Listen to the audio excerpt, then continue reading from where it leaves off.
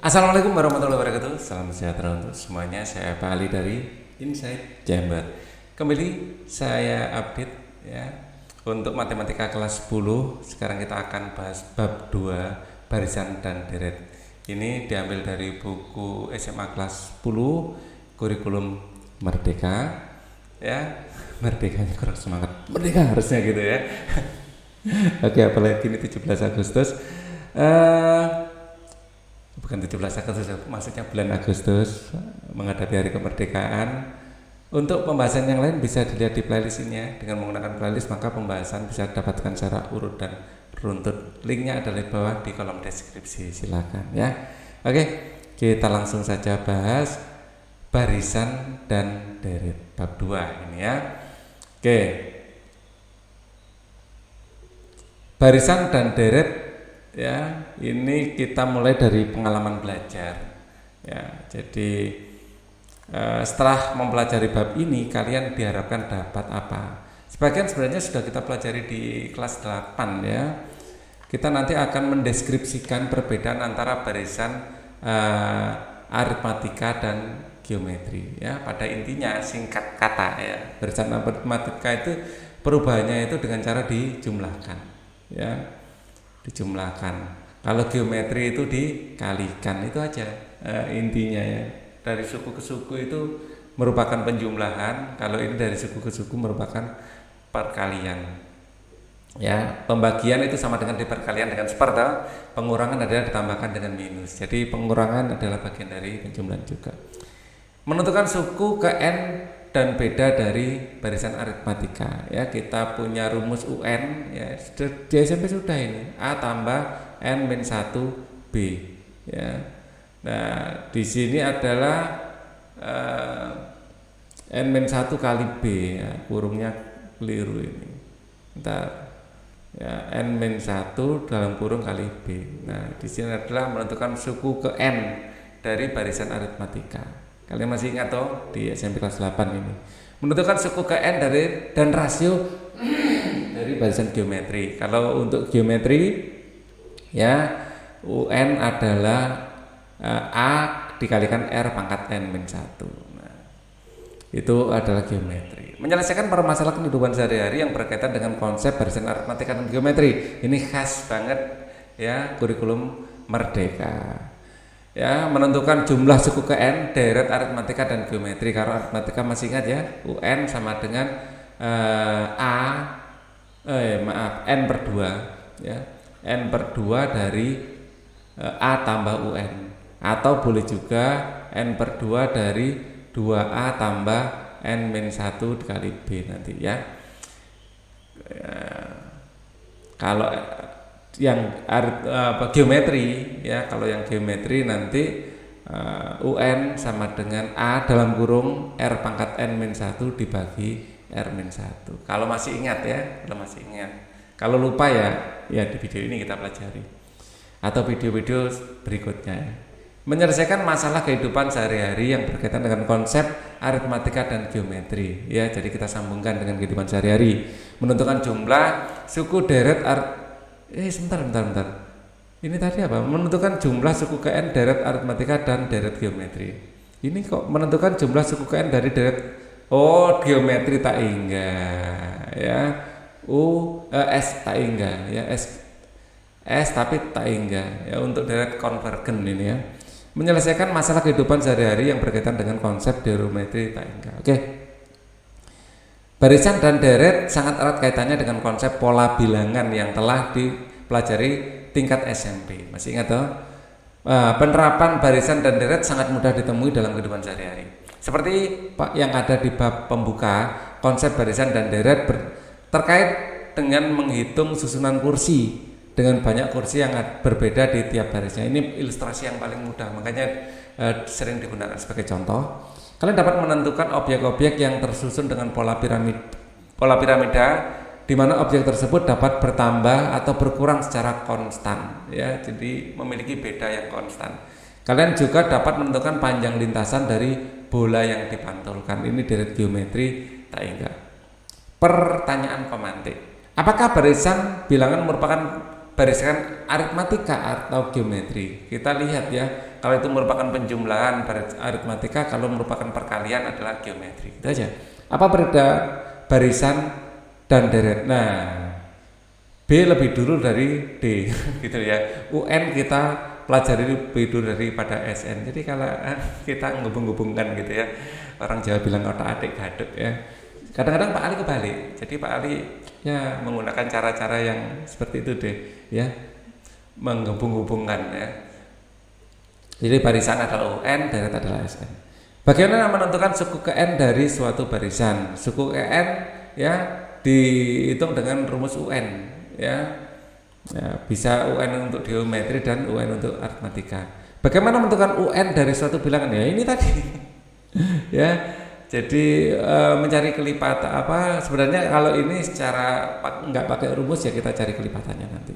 Apakah perbedaan antara deret aritmatika dan deret geometri? Ya deret penjumlahan ya secara aritmatika dan penjumlahan secara geometri, pada intinya nanti kita pelajari juga.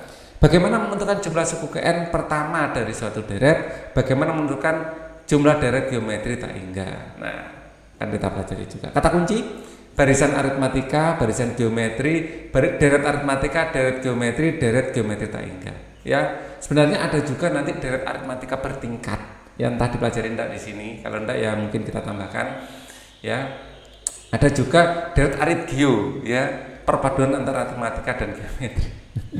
Jadi itu biasanya dipakai untuk olimpiade.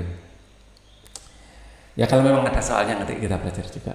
Barisan dan deret ya ini nanti dibagi menjadi barisan dan deret. Barisan adalah aritmatika dan geometri, deret juga ada aritmatika dan geometri, namun geometri masih ada geometri tak hingga ya. Dan di situ ada konvergen dan divergen. Konvergen ya itu mengerucut, akhirnya hasilnya bisa ditentukan pendekatannya. Tapi kalau divergen, wah sudah tidak bisa kita hitung ya, tak hingga hasilnya. Ayo mengingat kembali, pola bilangan adalah susunan bilangan pembentuk pola tertentu ya. Suku ke-1 disambungkan dengan U1, suku kedua U2, suku ketiga U3, suku 4 U4 dan seterusnya ya. Suku ke N adalah dilambangkan dengan UN. Jadi N di sini kita menyebutkan sebagai subscript ya. UN di sini subscript. Menunjukkan urutan ya, urutan ke N. U1 urutan pertama, U2 urutan kedua gitu ya. Lanjut, eksplorasi meja segi 4. Nah, ini adalah ilustrasi bagaimana dalam kehidupan sehari-hari ya menentukan. Ayo bandingkan banyak meja dan kursi pada gambar bawah ini. Pada gambar 21 terdapat satu meja berbentuk segi 4 yang dilengkapi 4 kursi. Jika 2 meja dipersatukan maka dilengkapi 6 kursi dan seterusnya. Jadi kita dari sini bisa melihat sebuah pola ya. Setiap ketambahan 1 kursi ketambahan 2 meja. Ya, jadi di sini ada berapa? Ada 4 kursi.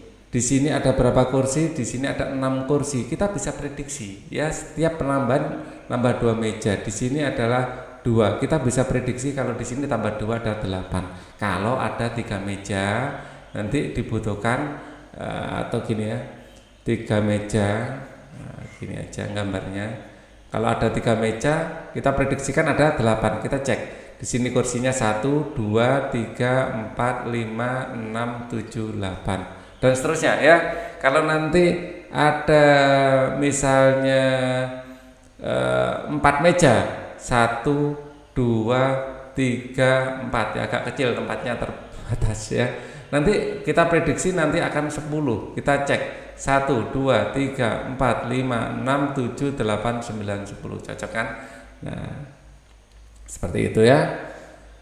Jawablah pertanyaan berikut dengan berdiskusi bersama teman di kelompokmu. Berapa orang yang banyak duduk di kursi dengan jumlah meja yang disatukan? Ayo berkolaborasi dengan tanganmu mengisi kabel 2.1. Seperti Pak Ali ilustrasikan tadi, banyak kursi kalau 2, 6, kalau 3 adalah 8, kalau 4 ini pasti 10 ya. Kalau 5 adalah 12, 6, 14 dan seterusnya. Ya, ini memiliki beda 2 yang konsisten.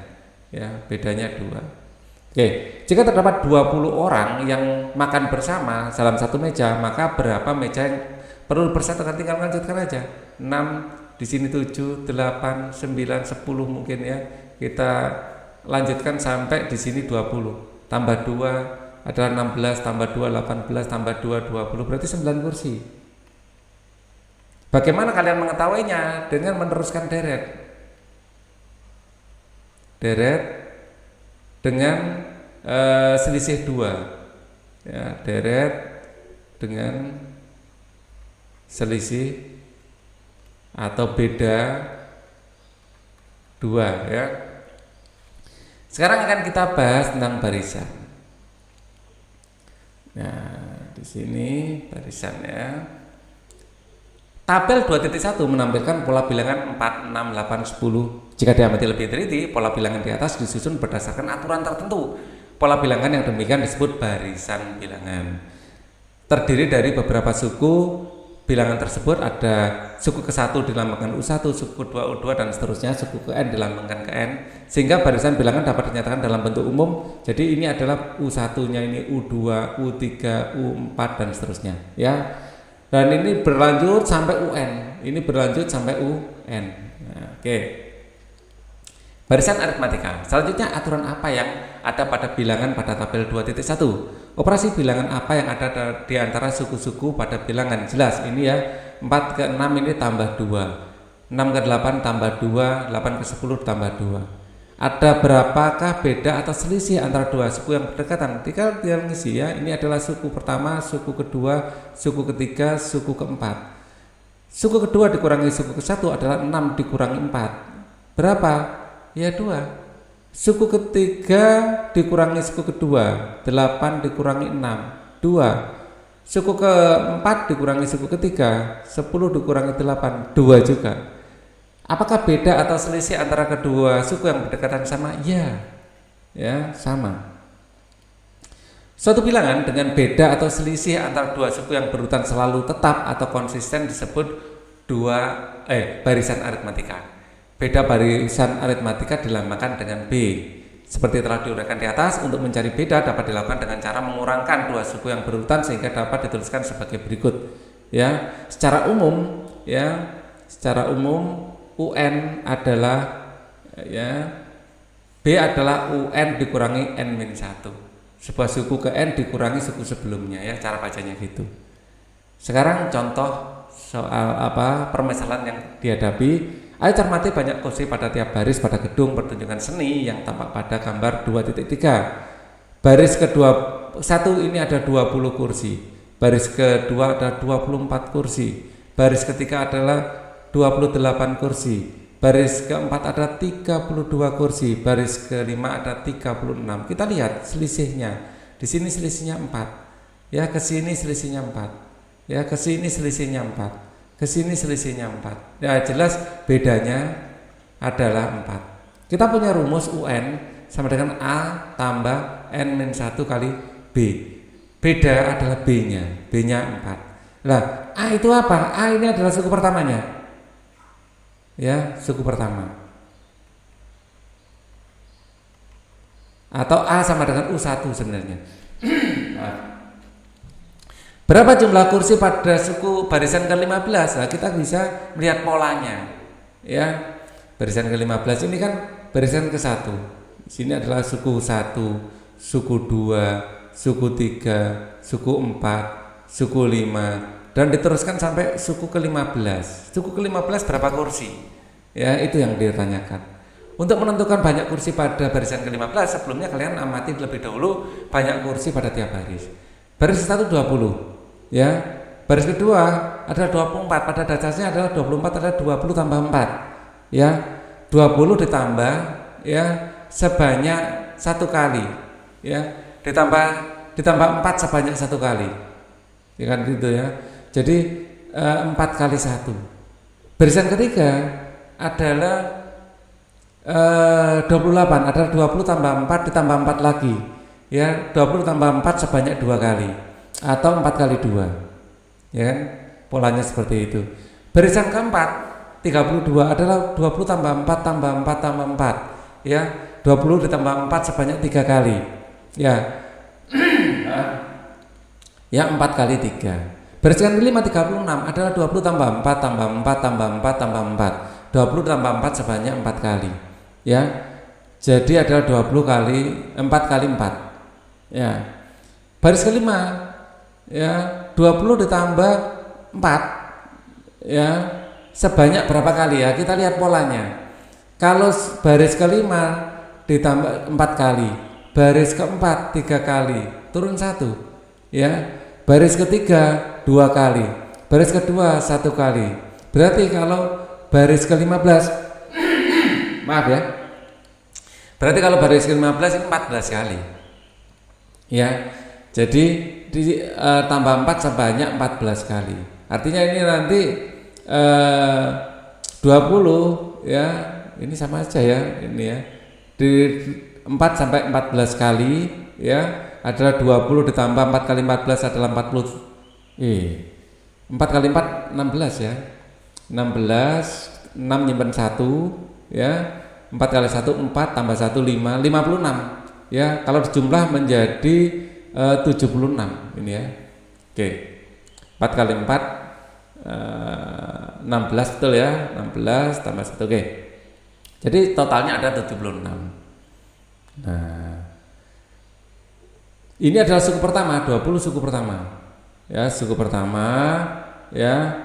N-1 ini 14-nya, ini N-1 sebenarnya, salah tempat, ya. Nah, di sini ke sini. Oke. Jadi pada akhirnya, ya, UN bisa kita rumuskan A tambah N-1 kali B. Jadi N-nya ini dikurang 1 terus dikalikan bedanya. Ya. UN adalah suku ke N, A suku pertama, N nomor suku, dan B adalah beda. Contoh sekarang. Diketahui suatu barisan aritmatika suku ketiganya 9, ya. Ingat kita punya rumus UN, ya, adalah A ditambah N-1 kali B. Ya, suku ketiganya 9. Berarti N-nya diganti 3, ya. Suku ketiga N-nya diganti 3, diganti angka 3. Terus A-nya tetap huruf A. B-nya kok angka 2 dari mana? Nah, itu dari UN sama dengan A tambah N-1 kali B. A-nya diganti 3. Ya, A-nya tetap A tambah N-1. 3 dikurangi 1 adalah 2. 2B. Nah, ditulis seperti ini. Dan suku 3 adalah 9. Paham ya? Jadi bagaimana suku ke-6? Sama, UN sama dengan A tambah N-1 B. Kalau U6 sama dengan A-nya tetap A, N-1 6 dikurangi 1 adalah 5, jadi 5B. Maka dapatlah ini bahwa suku ke-6 adalah 18. Kemudian kita eliminasi atau menghilangkan. Ya, kita lakukan eliminasi. Apa yang dieliminasi adalah A-nya. Ya, untuk apa dieliminasi? Untuk mencari nilai B-nya. Bagaimana agar nilai B muncul? Dikurangkan. Ya, atas dikurangi bawah. 2B dikurangi 5B adalah 3B, 9 dikurangi 18 adalah min 9. Kemudian sama-sama dibagi min 3. Ya, min 3 bagi min 3 adalah 1, min 9 bagi min 3 adalah 3. Ketemu B-nya 3. Nah, setelah ketemu B-nya 3, ya, kemudian kita substitusikan nilai B3 ini, kita ambil salah satu. Kita ambil yang mudah saja. Ya, di sini tadi rumusnya adalah U3 adalah A tambah 2B. Dan A tambah 2B ini 9. Nah, kemudian nilai 3 ini kita substitusikan. Nilai B-nya kita ambil, kita ganti angka 3 ini. Kita substitusikan.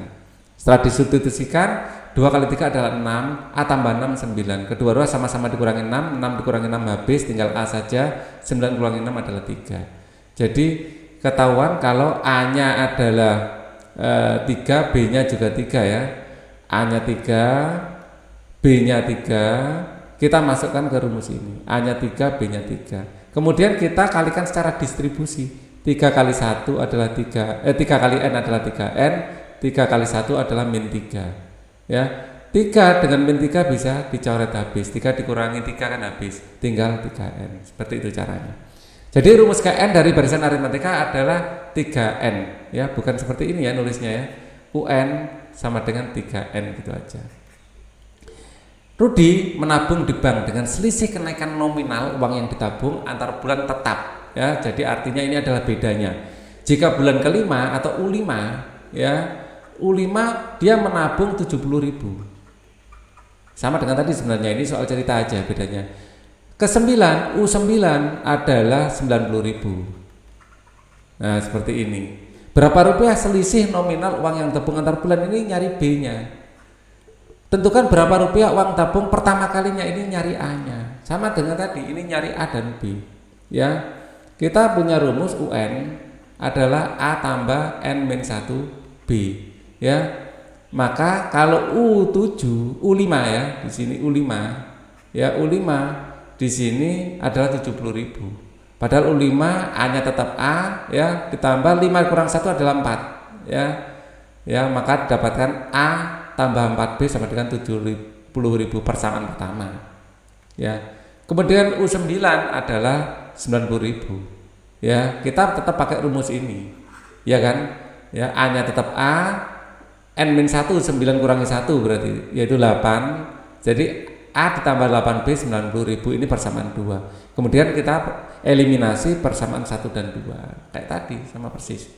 Ya, kita eliminasi dengan cara dikurangkan. Ya, lebih enak yang besar di atas. Biar kalau mengurangkan positif hasilnya. Tadi kan negatif, enak gini. Ya, 8 kurangi 4 adalah 4, 90.000 kurang 70.000 adalah 20.000, sama-sama dibagi 4, B-nya ketemu 5.000. Selisihnya ini 5.000 ini.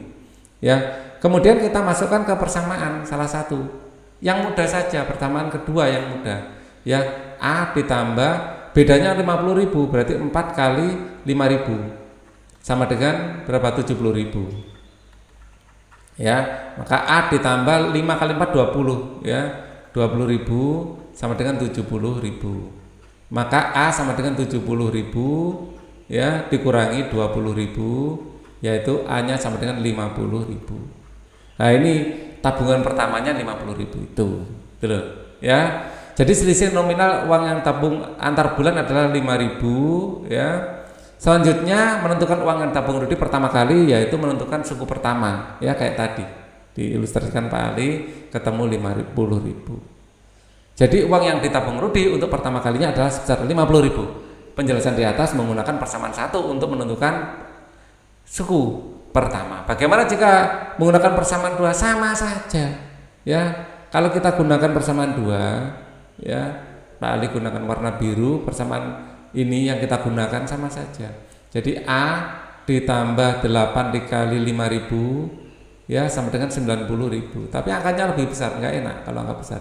A tambah 8 kali 5 40.000 sama dengan 90.000. Maka A sama dengan 90.000, ya, dikurangi 40.000, ya, maka A sama dengan 5.000. Maksudnya 50.000. Sama, hasilnya sama. Jadi digunakan persamaan 1 boleh, persamaan 2 boleh, hasilnya sama. Nah, untuk latihan 2.1 akan kita bahas di video selanjutnya. Thank you for watching. Wassalamualaikum warahmatullahi wabarakatuh.